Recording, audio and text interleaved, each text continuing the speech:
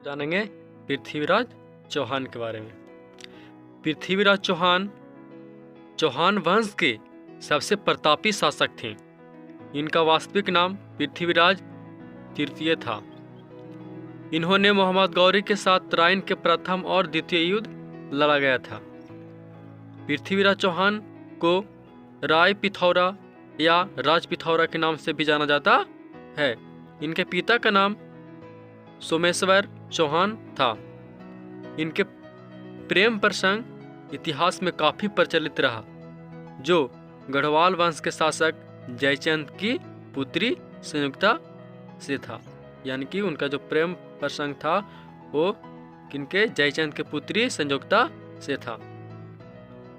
यह दिल्ली के तोमर राजवंश के शासक अनंगपाल के नाती थे, इसलिए इन्हें दिल्ली का सत्ता भी सौंप दी गई थी। यानी दिल्ली सल्तनत पर ये राज भी किए थे। ये शब्द भेदी बाण चलाने में निपुण थे। तराइन के दूसरे युद्ध मोहम्मद गौरी ने इनकी हत्या कर दी थी। यानी कि प्रथम युद्ध मोहम्मद गौरी ने पराजित हो गया था पृथ्वीराज चौहान से, और दूसरा तराइन का दूसरा युद्ध में पृथ्वीराज चौहान को हत्या कर दिया मोहम्मद गौरी ने। में दो प्रसिद्ध विद्वान रहा करते थे। यानी किनके दरबार में, यानी कि पृथ्वीराज चौहान के दरबार में दो प्रसिद्ध विद्वान रहा करते थे। पहला जो था वो रहा करते थे, पहला था चंद्रद्वाई और दूसरा था जयानक। चंद्रद्वाई इन्होंने पृथ्वीराज चौहान रासो नामक ग्रंथ लिखा है। दूसरा था जयानक पृथ्वीराज विजय नामक ग्रंथ लिखा है। कौन लिखा है? यह जयानक लिखा है।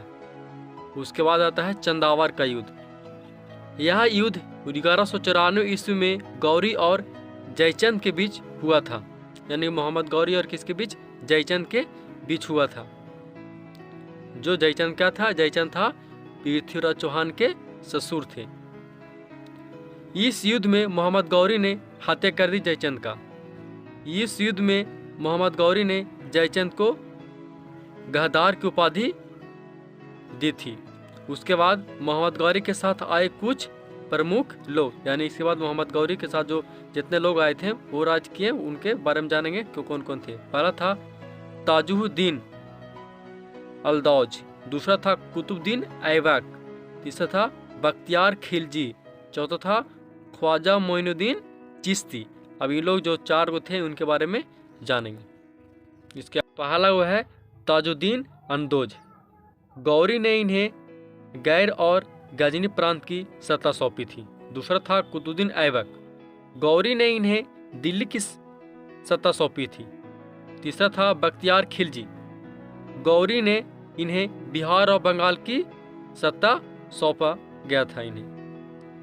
बख्तियार खिलजी ने नालंदा विश्वविद्यालय और विक्रमशिला विश्वविद्यालय को जलाकर राख कर दिया। यानी कि जो नालंदा विश्वविद्यालय है वो बख्तियार खिलजी ने जलाकर राख कर दिया था।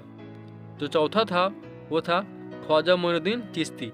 यह एक इस्लामिक विद्वान थे तथा सूफी संत भी थे, जिनका दरगाह अजमेर शरीफ में है। मोहम्मद गौरी की हत्या 1206 ईस्वी में नमाज पढ़ते समय खोक्कर जनजाति के लोगों ने किया था।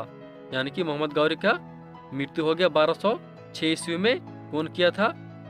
तो खोक्कर जनजाति के लोगों ने किया था।